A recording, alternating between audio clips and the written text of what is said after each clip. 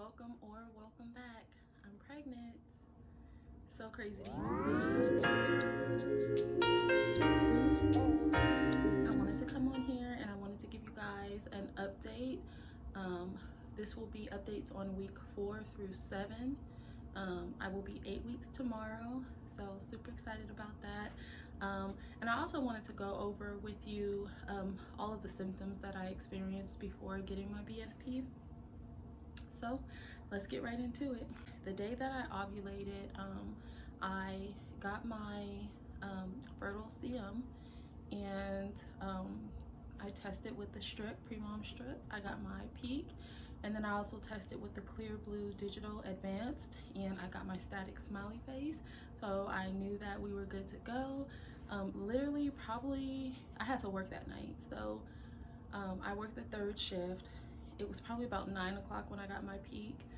Got to work at 11, and by about 1 o'clock I was ovulating. I get pains. I get really bad pains during ovulation, so I knew exactly what was going on. The difference with this one was it lasted for at least 2 hours. Just not just like excruciating pain, but just very uncomfortable. And I definitely, you know, it was a continuous like dull cramping down on my right side of my pelvic area. It was very painful, or very uncomfortable, should I say. So I knew that I ovulated. So 3 days past ovulation, I have my notes here. 3 days past ovulation, I had dull cramps and my back was on fire. Like, I never really get back aches when I'm getting ready to get my cycle.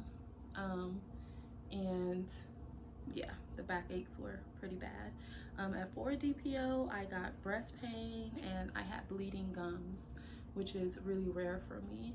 As far as the breast pain, I do not get breast pain before I get my period.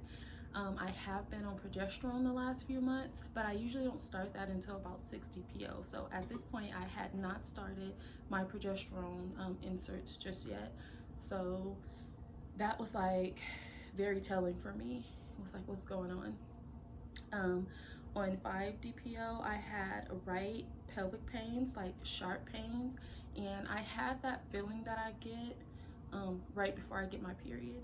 And I don't know if you ladies can relate, but it's like kind of like this deep, dull ache, and it's like you just know your cycle is coming. And I always get that the day before my period, so that's what it felt like on the night of 5 DPO. On 6 DPO, I got a bitter taste in my mouth and I had shortness of breath. By that point, by 6 DPO, I had a pretty strong feeling that I had conceived. On 7 DPO, which was Easter, is when I actually got my BFP. 7 DPO. Is that like, I thought that was like unheard of. And I know my days are not off, so I know it was 7 DPO, and I'm just like, it was just crazy to me. Now it was super, super, super faint, like the strip test that I took. So I was just kind of like, I don't believe it.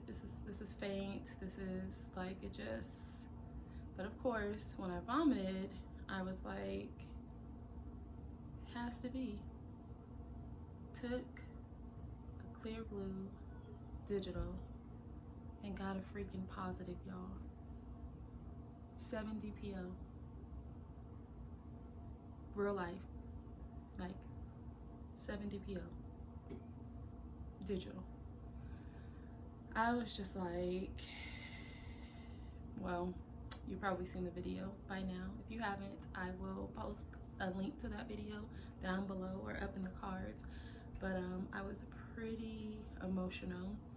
As I'm taking the test, you know, I'm kind of messing with other stuff, looking at my phone. I'm just, you know, because I know that this is going to come out negative. Definitely came out positive, and I definitely was emotional. So I apologize now for my ugly crying, because it was ugly, but I don't care. super excited. Okay, so 8 DPO, I was very, very moody, and I had a bout of diarrhea, which I have IBS constipation, so diarrhea is just like, what is that? Again, I knew what it was about. 9 DPO, I had all the same symptoms, and I also started using the rest of my pre-mom ovulation test, which also started to give me a positive again. I just wanted to test, you know, just to test that out. I had extra supply, so it's like, why not see what the ovulation test is going to do when you, after you have a positive pregnancy test, HCG. Had all the same symptoms all the way through the rest of, I think up until like, I stopped tracking around like 18, 19 DPO. It was all the same. As you can see, I talk with my hands, so you guys may have been seeing these throughout the video. These are my Seasick bands. They work really well for me in my first trimester of pregnancy to stop my nausea. So that's what I wear. Okay, so let's get into symptoms from a week 4 through 7. So week 4, I had food aversions to anything sweet. And still all the way through week 7, I do not want anything sweet. Well, the one thing sweet that I do want is pineapples, which I can't have because it gives me terrible, terrible heartburn already. And even if I take Tums, I'm still suffering. So I eat chocolate. My caramel Cadbury is like my favorite, and I would eat that at least once to twice a week. I know, terrible, but I would. And it's just like, I want nothing to do with it now. Nothing sweet. And that's all that I had in week 4, aside from all of those other symptoms that I was still experiencing. Week 5, I had nausea, indigestion. I was craving meat and savory dishes, and I am a pescatarian. I do not eat meat, and I have not for, December will be like 3 years. So I don't crave it, I don't want it usually. That's all I've been wanting since week 5. So for the last 2 weeks, it's just like, can I get a steak and eggs? Can I get spaghetti with meatballs? Can I get, like, it's just so weird. And then for week 6, that has been the same. And week 7, that has been the same also. There's really no updates in those weeks. Just morning sickness. And when I was in week 4, I had gotten a few moments of nausea, but it was really week 5 where my nausea started. And I would get it every day around 6 a.m. while I was at work.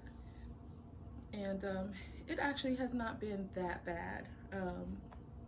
It's been manageable. The worst thing that I am fighting and have been fighting since week 4 is fatigue.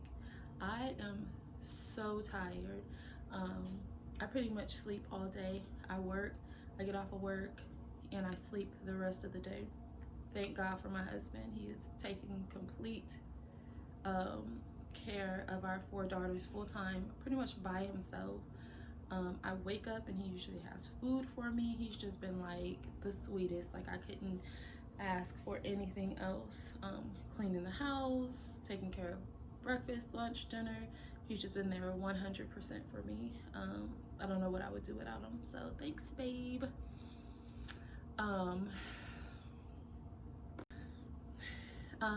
Another symptom that I've had from 4 weeks up until now, and it's actually progressing, it's not slowing down, is breast tenderness. And my boobs have grown 2 sizes.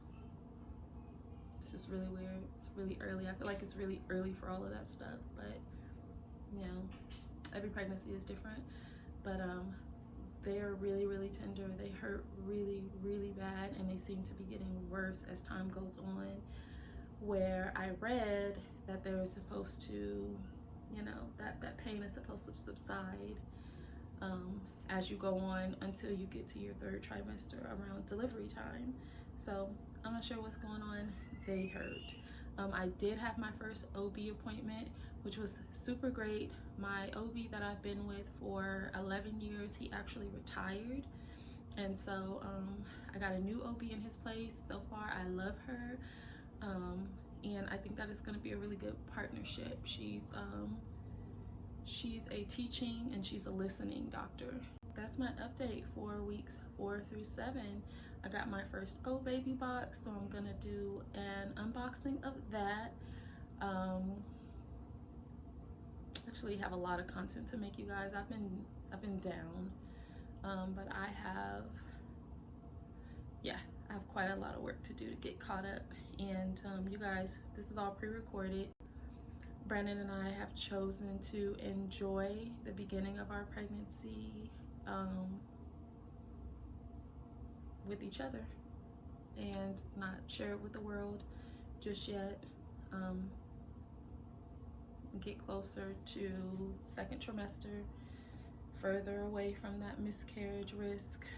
When we went to the OB, I actually was able to get my sonogram as well, and baby is doing great. Super strong heartbeat at 6 weeks, and I was able to hear the heartbeat, 120 beats per minute. It was a beautiful sound. It's a little weird because Brandon wasn't able to be with me. No one was able to be with me, but my sonotech she was really awesome, and she allowed me to record it. So I will insert some footage at the end of this video. I have more content to come, and I hope that you guys will join me on this journey.